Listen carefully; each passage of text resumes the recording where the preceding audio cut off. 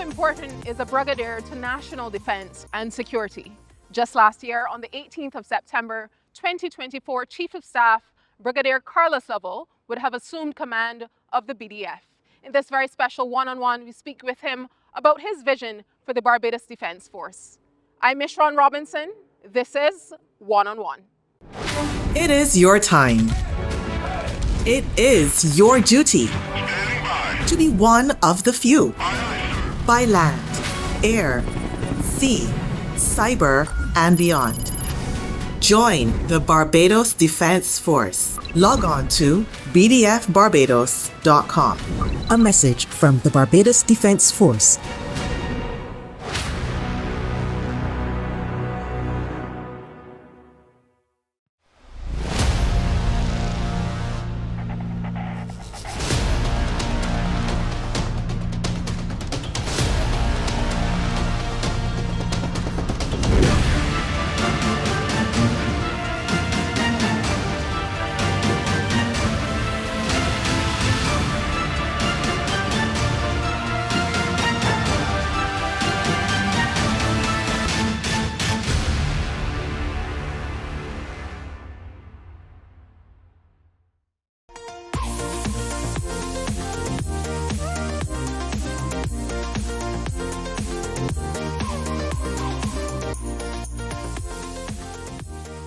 Welcome to the program, Brigadier Lovell. We're most happy to have you on One-on-One. Thank you very much. It's a pleasure to be here. You're most welcome. The first question that I want to ask for our viewers, what would have inspired you in a career where the military is concerned? So a very interesting question. Thank you very much for that. My early inspiration for my interest in the military actually began in my formative years as a young child. The inspiration back then was Captain Neville Edwards. He was a young regiment officer, and he would visit my home on a regular basis to spend some time with the family. And I, as a young person, I was in awe of him, dashing officer and a gentleman, bedecked in camouflage with his .45 pistol on his hip. And it was at that moment that I decided that I was either going to be a member of the military or have some strong association or affiliation with the military. Thereafter, following the footsteps of my siblings, my older brother and sister, I joined the Barbados Cadet Corps. And I would tell persons that that was one of the best decisions I'd made as a young person. The Cadet Corps actually shaped my early personality, my persona, and helped me to become the person that I am today. And after a very fruitful and successful career in the Cadet Corps, it seemed like a natural progression into the military. I've always had a love for all things military, and I have had the opportunity to pursue my dream. And this would have been with the number 2 unit at the time, or the number 1 unit being Lodge School? Number 2 by name, number 1 by nature. Fair enough. How important is it for you, you've had the influence of a man of excellence at the time. How important is it for young boys to have men of excellence in their lives, someone to aspire towards, being? It's a very good question. I would say it is critically important for the development of young men in society nowadays, especially to have at least one positive role model in their lives. The component of mentorship, the component of guidance, the component of helping to groom and raise young men in the right frame of mind. Yes. And basically to help to impart values and a strong moral compass is critically important. And to my mind, it helps to lay the foundation for the future of any country, in particular Barbados. What are some of the leadership principles that guide your decision making, even in terms of the excellence that you would have seen from the late captain? What are some of those principles that he would have instilled in you, and some that you follow even today? So Captain Edwards was a man of discipline. He was also a very soft-spoken individual, but he would always say to you that it is important that you lead by example. The best possible leadership that you can provide in a household, in a school environment, in a church, and I dare say in the military, is to lead by example, to make sure that what you do basically personifies what you say. It's not just a situation of do what I say and not necessarily what I do. But I always say to the members of the Cadet Corps, the officers in the Cadet Corps, that you will teach as much as you can verbally and from diagrams, etc. But your personal example, the way you live your life, the way you conduct yourself, is what young men and women in the Cadet Corps will emulate.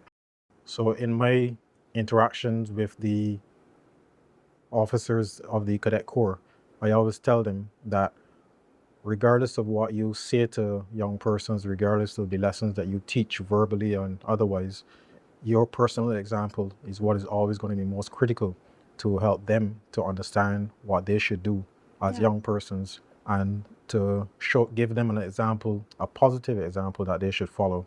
So leadership by example is, for me, the number one leadership principle. In the military, I always tell my young officers, I always tell my junior NCOs and senior NCOs that they need to know their men. They need to know their men and women who are working for them. If you don't necessarily know the persons who are working for you, how can you get the best out of them? How do you know when they themselves are not functioning at the optimum level?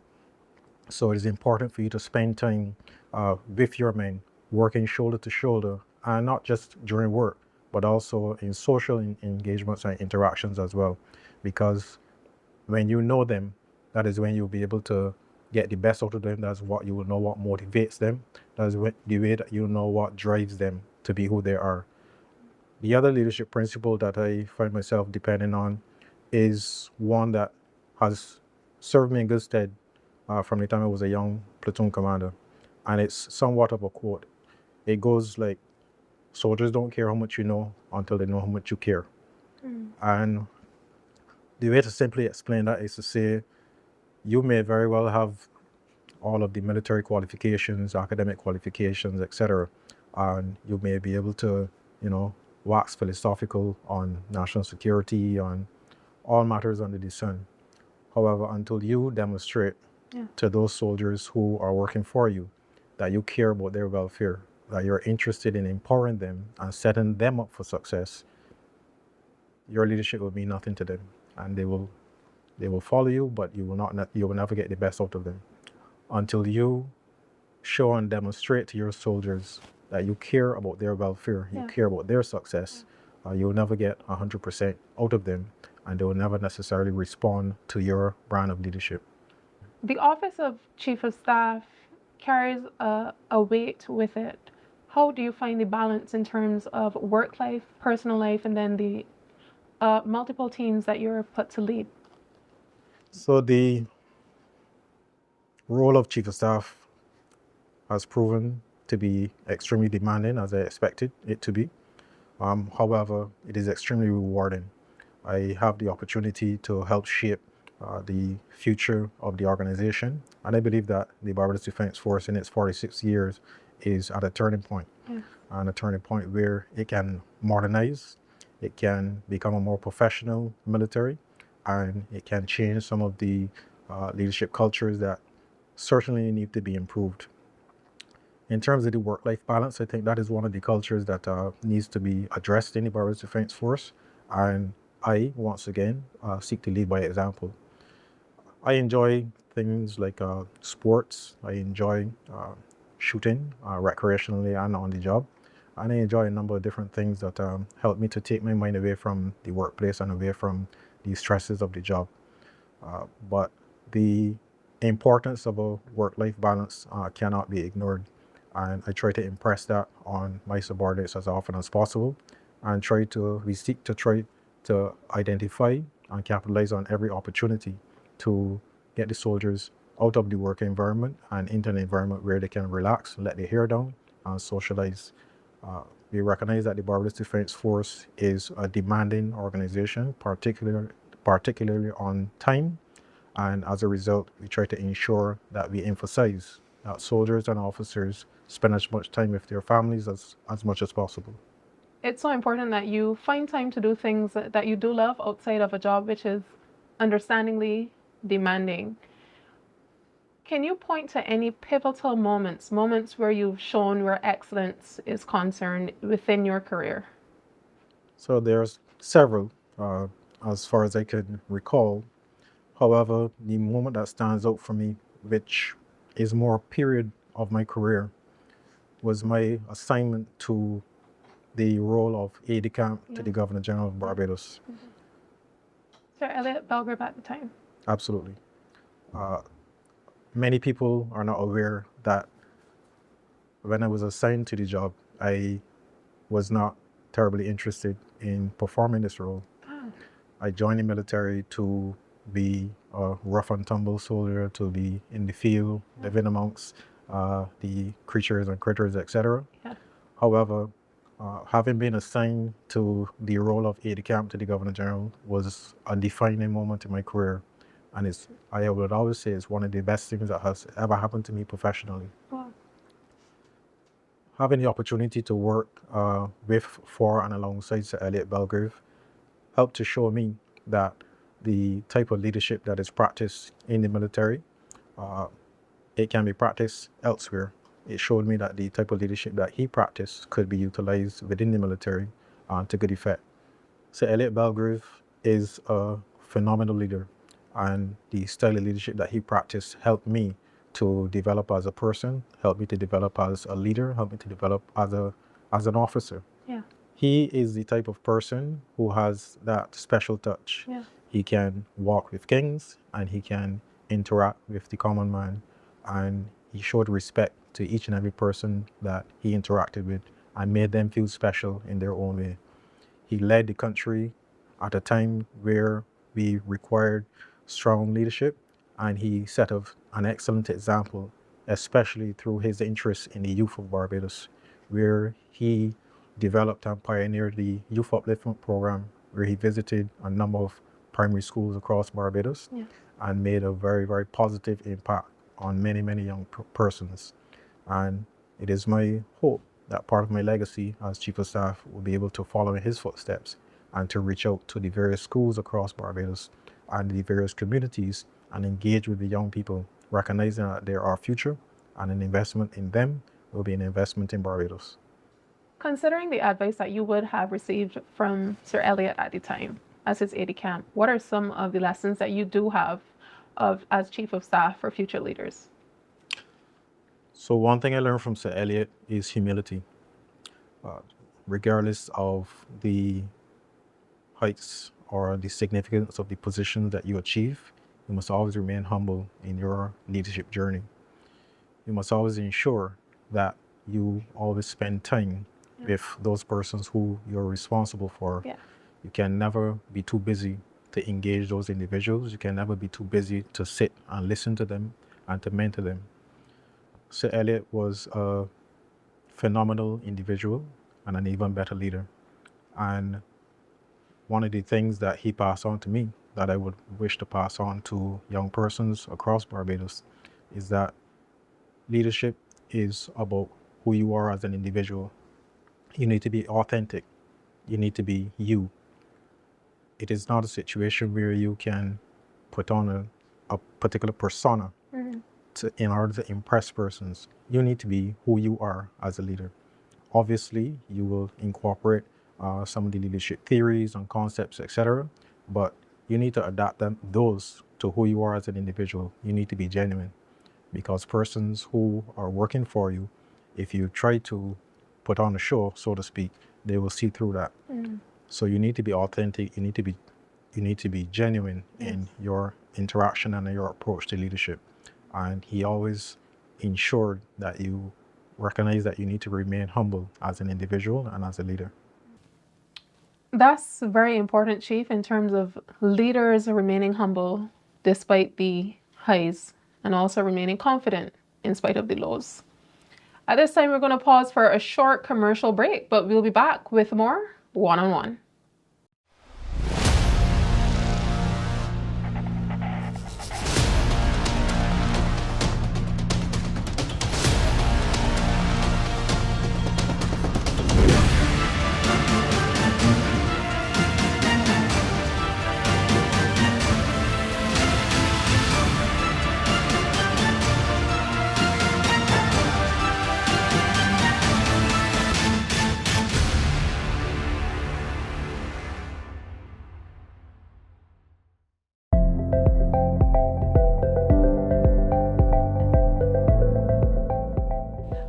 I believe that digital health tools should be applied to our NCDs that we need to manage. And specifically, in terms of selecting one, I would say that diabetes is one of the areas. We need to focus on all NCDs, but diabetes is one of the areas that there's been advances in terms of screening tools. And there's several digital health apps that screen various indices, but the wearable devices that can screen for blood sugar measurements, blood sugar levels, and also screen for other data points, but also can help in managing patients with their diabetes is important. Another interesting tool that has come up is, and as you'll see more and more being used, is a wearable device that actually that can pick up data related to the onset of stroke. And stroke has become more topical in Barbados, and as there seems to be a higher number of patients with stroke in the more recent years. And this can be life-saving if we can employ a tool that can predict the onset of stroke and help with reduction in patients progressing or getting them to the hospital quicker. I am Dr. Rhonda McIntyre. I'm the Senior Associate Dean of External Affairs at Ross University. I'm also sit on the NCD Commission.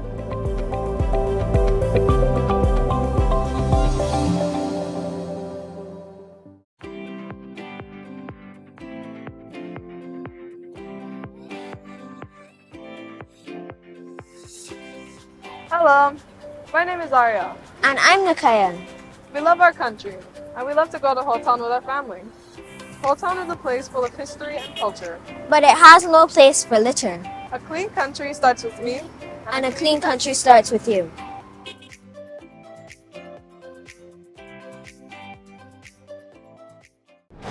It is your time.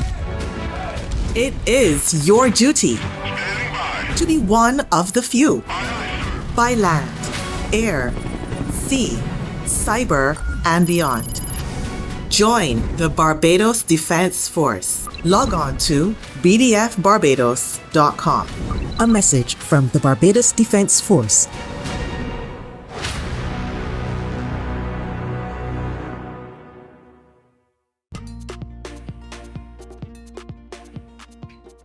Hi, my name is Senator Shanika Roberts-Odle. I'm currently the acting CEO of the Barbados Medicinal Cannabis Licensing Authority. Long name. We call it the BMCLA. I'm here to talk to you today about a closed loop system. What that really means is our licensees are really only allowed to sell to other licensees, except in a few very specific areas.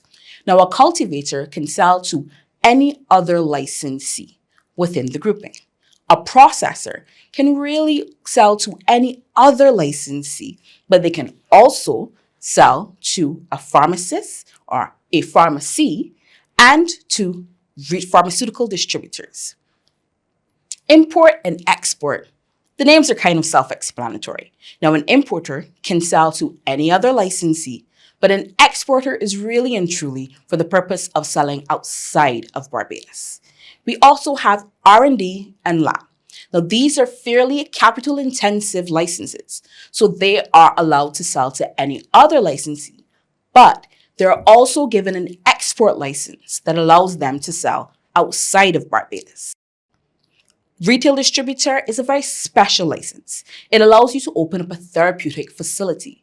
Now, that particular licensee is allowed to sell to other licensees, yes, but their purpose is really for the purpose of allowing the public to be able to enter their facility and make use of the products produced within the industry. And finally, transport licensee. Now, a transport licensee doesn't really sell a good, they sell services. And therefore, a transport licensee allows other licensees to move their goods from one point to another. For more information, visit our website at www.bmcla.bb.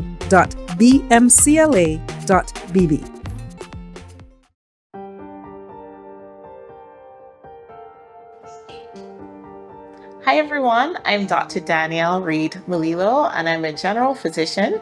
And today we're going to talk about diet for obesity prevention. Your diet is everything you eat and drink. When you're having a meal, ideally we would like for at least half of your plate to be made up of vegetables. You also want to have protein with every meal. Protein helps you to keep satiated or full. Also, you want to have complex carbohydrates, for example, ground provisions, and less simple carbohydrates such as bread, pasta, and biscuits.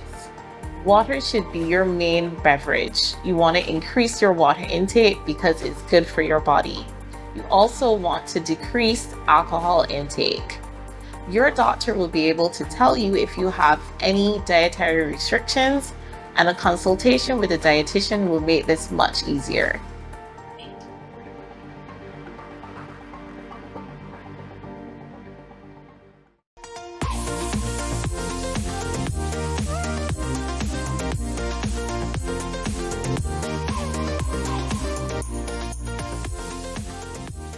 Welcome back to this very special one-on-one. We're sitting with Brigadier Carlos Lovell. Sir, your first 100 days in office, describe that period for us. I took the opportunity to engage as many of the officers and soldiers and civilians in the Barbados Defense Force as possible.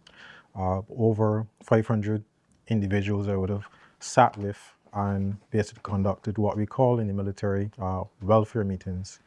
And the purpose of those engagements was to ensure that I was able to understand what are some of the issues that confront and in some cases confound some of our officers and our soldiers.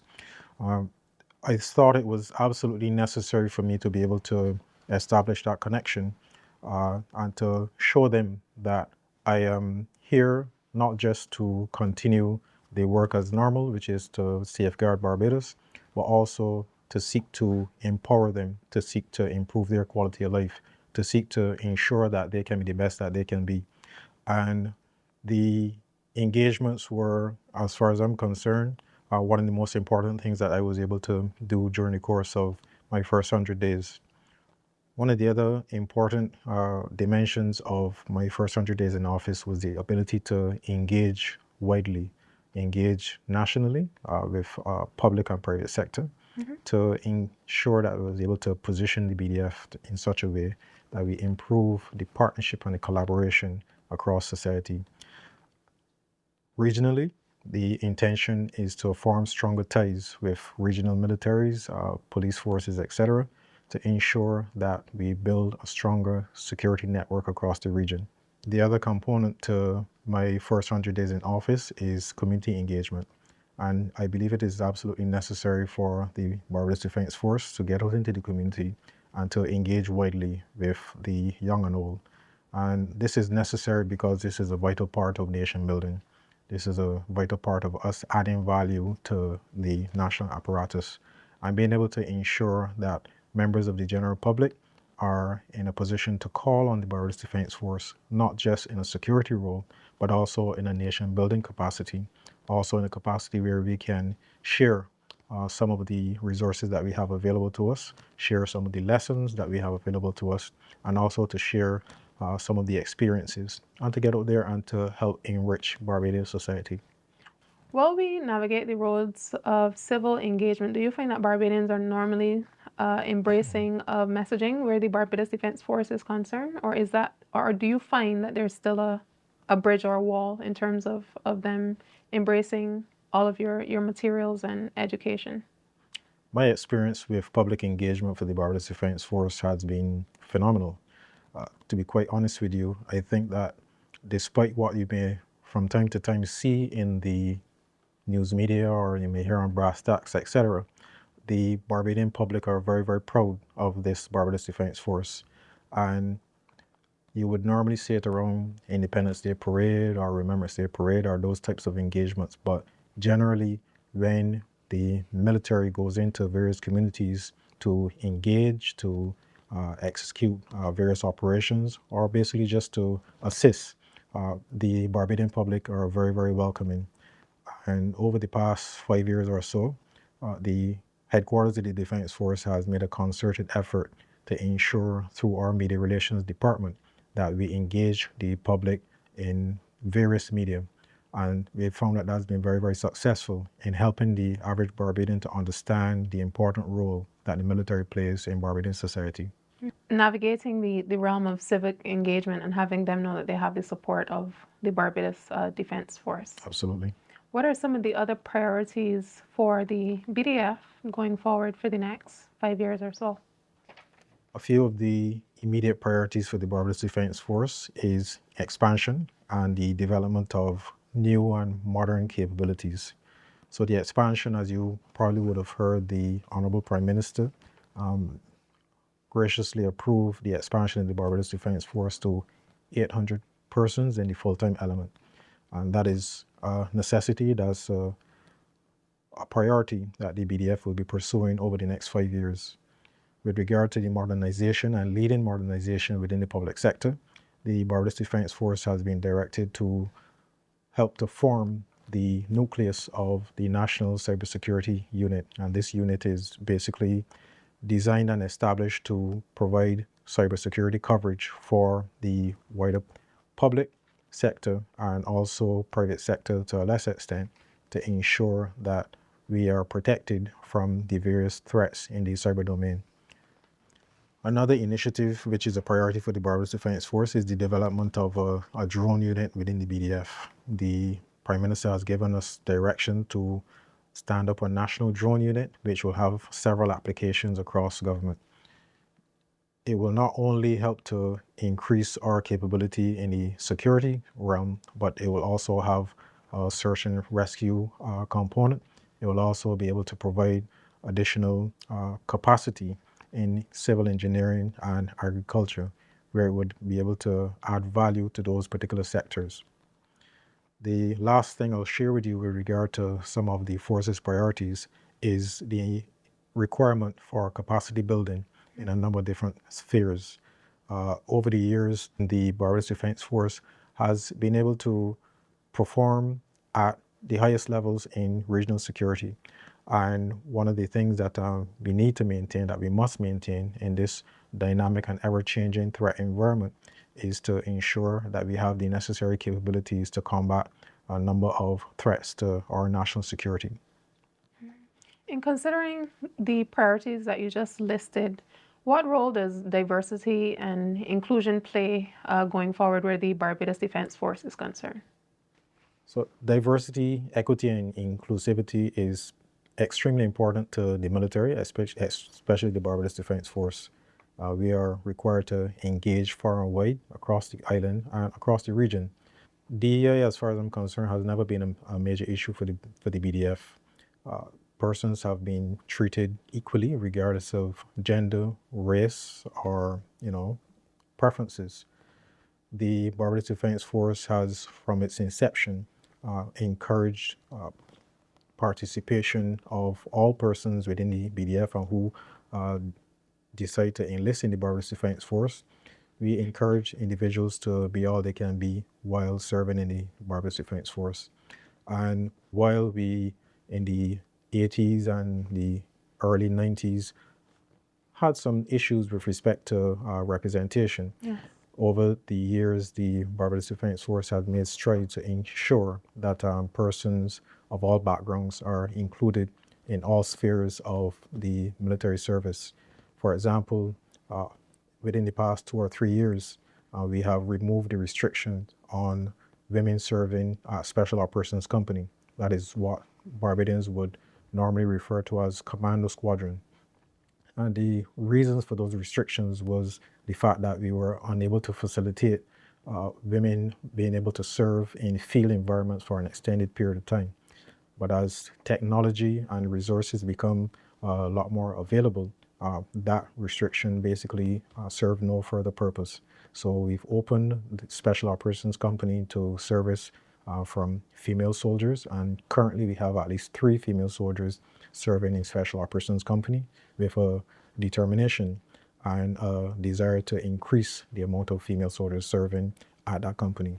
So DEI has been embraced in the Barbados Defense Force from its inception in 1979, and we continue to improve on that particular facet as the years go by. How are global challenges, threats, tensions addressed by the Barbados Defence Force? So the Barbados Defence Force is very cognizant of the global threat environment, and there are myriad threats out there that will impact on Barbados and the region. Some of those threats are transnational organized crime and the cyber threat from state or non-state actors, and a myriad of other threats, including the climate crisis. So the Barbados Defence Force plays a significant role in supporting the government and the police service with regard to combating transnational organized crime. This is something from our perspective that we are able to provide our capabilities, which will support and augment the capabilities, the law enforcement capabilities of the Barbados Police Service. With respect to the threat of the climate crisis, the Barbados Defence Force plays a pivotal role in the National Emergency Management System, which in and of itself is activated when there is a national disaster, in particular with regard to severe weather systems. The BDF supports a number of other agencies in the National Emergency Management System in order for us to be able to mount a robust national response to these disasters. With regard to global threats, the BDF, as I mentioned to you earlier, is at this time forming and developing the nucleus for national cybersecurity capability to be able to protect Barbados and its interests in the cyber domain against state and non-state actors that may seek to imperil the lives and the livelihoods of all Barbadians. So regarding the tensions within the region, the Barbados Defence Force is in a mentorship capacity with respect to helping other militaries and police services to be able to sharpen their capabilities. And we are basically on a standby role in the event that we are called upon by our regional neighbors to help, to augment, and to assist and provide the military support that they may need should these tensions escalate. It's very critical for the Barbados Defence Force to most definitely provide that support in terms of interregional tensions and so on. At this time, we're going to pause for a short commercial break, but we'll be back with Brigadier Carlos Lovell on One-on-One. Want to be in the medicinal cannabis industry? Then it is important to know your numbers. There are 8 licenses, all of which are for 5 years. 2 of those licenses come with tiers. Cultivation has 4, processor has 3. Don't have the money to pay upfront? Then the 60-40 payment plan is the number to know. 60% of the total application fee upfront, with the 40% paid in the first 3 years of the 5-year license. Pay your way either annually, quarterly, or monthly. For more information, visit our website at www.bmcla.bb.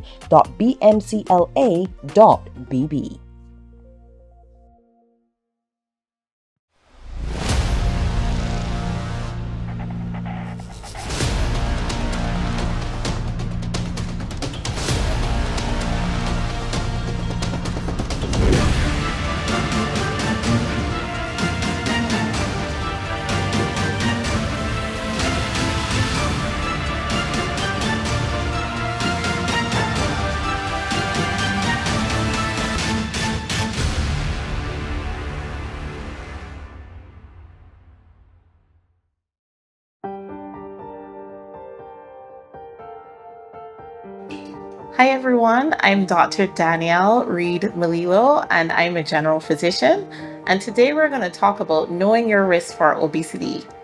In Barbados, overall, 2 out of 3 adults are overweight and 1 out of 3 adults are obese.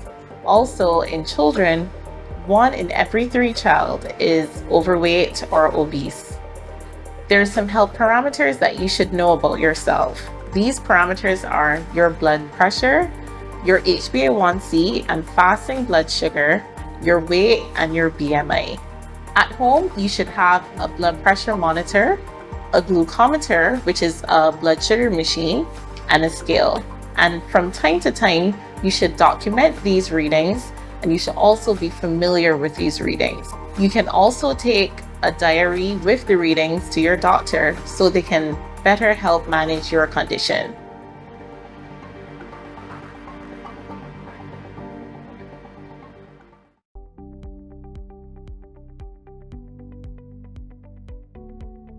I am Station Sergeant Janine Julian of the Barbados Police Service and also an old scholar of the Alexander School. We traverse Barbados to keep you safe. We've also observed that there's been a lot of littering around our island, and we wish that we can keep Barbados clean. A clean country starts with me. A clean country starts with you.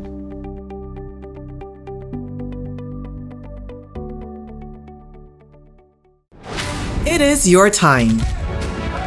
It is your duty to be one of the few. By land, air, sea, cyber, and beyond.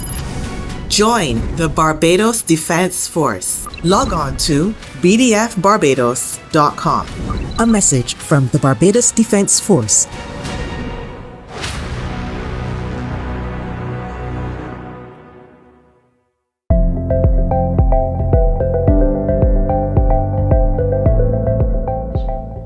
So partnerships actually plays a vital role and can actually provide significant support to NGOs by the private sector and international organizations. Partnering with NGOs can bring to bear resources that NGOs might not necessarily have. So let us think about what those resources may be. When you think of financing, we know that NGOs have certain limitations with regard to financing, and the private sector and international organizations can provide the necessary financial support.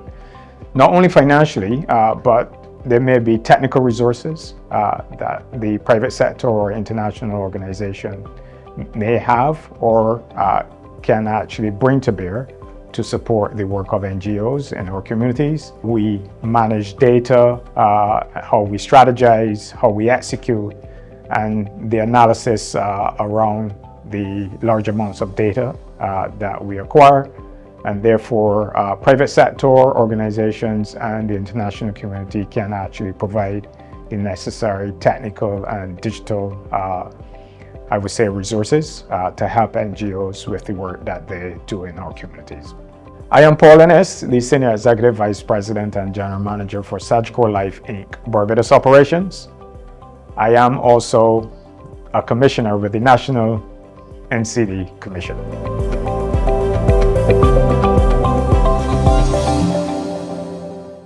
Keep it clean, keep it green. Barbadians, we invite you to get involved and play your part as we clean and green Barbados. Come into your community with media launches, bulk waste collection exercises, community engagement sessions, and giveaways. Get on board. Let's keep Barbados clean and green. Beautiful, beautiful Barbados.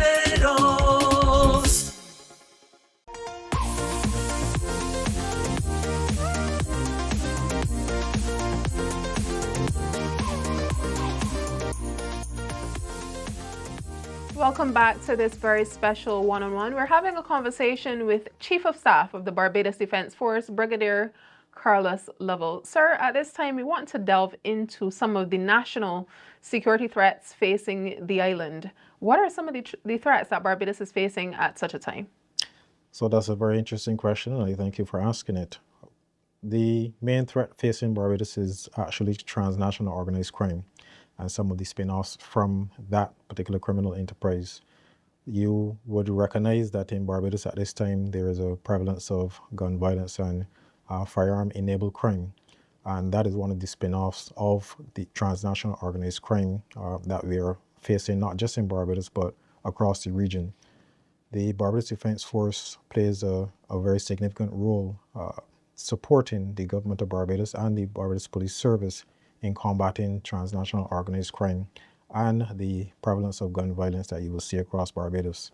The Barbados Coast Guard plays a pivotal role in Barbados because they are the sole law enforcement authority in the maritime space, and they have been doing a phenomenal job in keeping our waters safe. Some of the other threats that we may not necessarily be able to see in the various spaces, but we know impact Barbadian society on a day-to-day basis, is the threat of cyber attacks and cybercrime. It is long recognized that the cyber domain is one of the most congested, contested, and active domains of conflict across the world at this time. Every single day, there are millions of cyber attacks across the world occurring, and Barbados is not immune in that regard. The Prime Minister of Barbados has taken a very strategic decision to direct that the government of Barbados creates, establishes, and develops a credible and comprehensive cyber security capability in order to protect our national interests within that cyber domain. In considering the work of the Barbados Defence Force in providing this security where national threats are concerned, how can locals be sufficiently satisfied that they're being protected? That's a very interesting question. The Barbados Defence Force and the Barbados Police Service are working tirelessly to ensure that we protect the national interests of this country and to protect the citizens of Barbados. Though the public may not necessarily always see the operations that are conducted, every single day and night, the brave men and women of the Barbados Defence Force and the Barbados Police Service are working tirelessly to ensure the safety of the citizens of Barbados and tourists alike. And in following up on that particular statement, how do you assess the readiness of the force?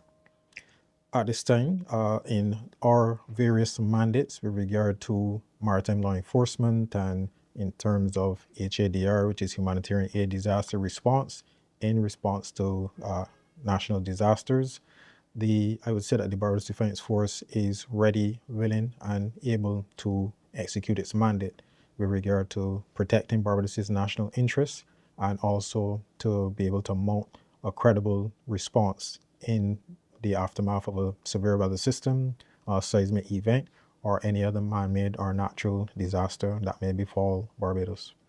In considering the work of the Barbados Defence Force where national security is concerned, we've had quite a bit of conversation on climate change as well. We would have been dealing with the aftermath of Hurricane Beryl and other natural disasters. What is the approach of the BDF generally in terms of natural disasters and pandemics or domestic crises? So the force's traditional readiness approach is to ensure that we train consistently, frequently, and intensely. The Barbados Defence Force on an annual basis ensures that in the lead up to the hurricane season that we embark on robust and rigorous training to ensure that all facets of the military are ready to execute their mandates. As I mentioned earlier in the interview, the National Emergency Management System is a fairly robust and comprehensive system that is initiated in Barbados in the aftermath of severe weather systems or in the response to other natural or man-made disasters. And the Barbados Defence Force plays a key role supporting across government and across the private sector to ensure that we can lay on or roll out a comprehensive response. In the aftermath of severe weather system, members of the Barbados Defence Force are responsible for conducting route clearances, effecting rescues, conducting damage assessments, and a myriad of other tasks. And what we do is to ensure that we remain on the cutting edge of the various techniques, tactics, and procedures that would help us to be able to execute our role more effectively. What can Barbadians do, and civilians generally, in terms of supporting the Barbados Defence Force in the passage of a severe weather system? That's an excellent question, and I thank you for that. The disaster management cycle is one of the things that are normally taught with respect to disaster management. And I always posit that we respond to disasters very, very well in Barbados. However, with respect to the mitigation, that is where we fall along as a country. One of the other approaches that I would suggest very strongly for the members of the general public is to ensure that during the hurricane season that they pay very, very close attention to the systems that are developing in the Atlantic to ensure that they are prepared. I would also recommend from a household perspective that persons ensure that they have the necessary plans in place to look after their families and their friends and persons within their households. The general public can continue to support the military as they always have by ensuring that they maintain robust communication with the Barbados Defence Force, especially in times of crisis, by feeding information into the BDF or into the police service or the Department of Emergency Management so that we can respond effectively, rapidly, in order to save lives and limbs, in order to make sure that we return Barbados to a state of normalcy in as short a period of time as possible. Most certainly, the Barbados Defence Force doesn't operate in a silo. So how does the BDF coordinate with other government agencies or partner organizations during joint operations? So the Barbados Defence Force has a very good relationship across government and across the private sector. The BDF works collaboratively in the security realm on land or at sea. We support on land through joint operations with the Barbados Police Service on a day-to-day basis. The members of our Barbados Regiment work shoulder to shoulder with the Barbados Police Service in conducting operations which are meant to combat gun-related crime and also to combat any harassment which the visitors to this island may suffer. In the maritime domain, the Barbados Police Service works collaboratively with the Barbados Coast Guard to ensure that we combat things such as illegal, unregulated, unreported fishing. Also things such as environmental protection is one of the roles that we conduct. And obviously we work assiduously to ensure that we interdict any illegal trafficking in firearms, drugs, or trafficking in persons. From a disaster management perspective, the Barbados Defence Force, as I mentioned earlier, is an integral part of the National Emergency Management System. Right. And when that system is initiated, we work very, very well together to collaborate on various responses, whether it may be training or an actual operation. The last example of this civil-military cooperation was actually in response to the Hurricane Beryl. In the aftermath of Hurricane Beryl, the Barbados Defence Force worked collaboratively with the Ministry of Transport and Works, Barbados Light and Power, the Department of Emergency Management, and a myriad of other organizations. And the response in the aftermath of that weather system was even more effective as a result of that collaboration. And on an annual basis, we would normally conduct joint operations, we would normally conduct joint exercises, and also training to ensure that we can work seamlessly together in order to deliver the best possible service for the people of Barbados. Even though the Barbados Defence Force is a highly capable military organization, we can't do it on our own. And the importance of partnerships across government and across civil society are extremely valuable to our success. In considering the work of the Barbados Defence Force in safeguarding national identity, how does the BDF work in ensuring that national symbols and identity is protected? So that's a very interesting question. And I will say it is interesting because during a recent exercise in terms of a workshop with respect to the development of the national security strategy, one of the key areas of national interest that was identified was national identity. The Barbados Defence Force plays, as far as I'm concerned, a key role in collaboration with entities such as the NCF and across government to be able to protect our national identity. For example, the band of the Barbados Defence Force, one of the best marching bands within the region, they ensure that whenever they play at events or whenever they play on national parades, that they incorporate music that is created and delivered by Barbadians wholly and solely. Yes. Traditional Barbadian music to ensure that we help to promote our national identity and ensure that we enshrine Barbadian pride in everything that we do. Yes.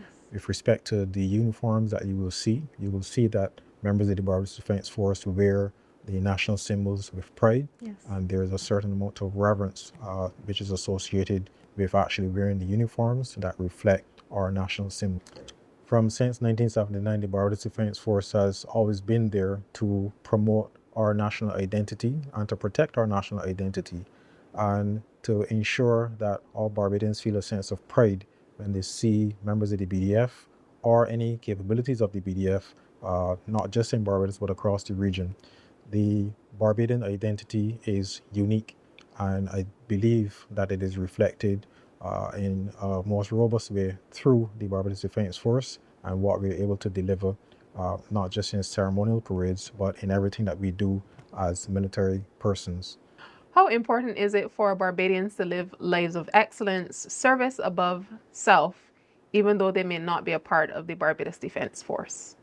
That's an excellent question, and I would say to you that the need for Barbadians to put service above self, to live as nationalists, is extremely critical, not only to what we're doing now, but also to the future of Barbados.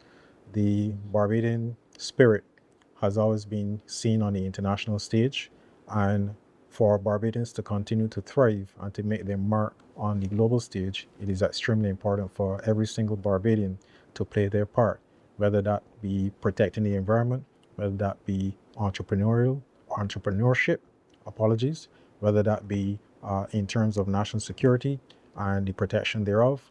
Every single Barbadian has to play their part, particularly in ensuring that the future legacy of Barbados is protected for future generations to come.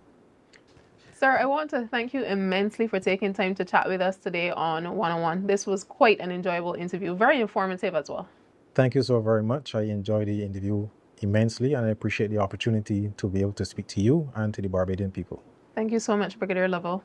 We've come to the end of this very special one-on-one with Chief of Staff of the Barbados Defence Force, Brigadier Carlos Lovell. On behalf of my producer and I, until next time, I'm Mishran Robinson.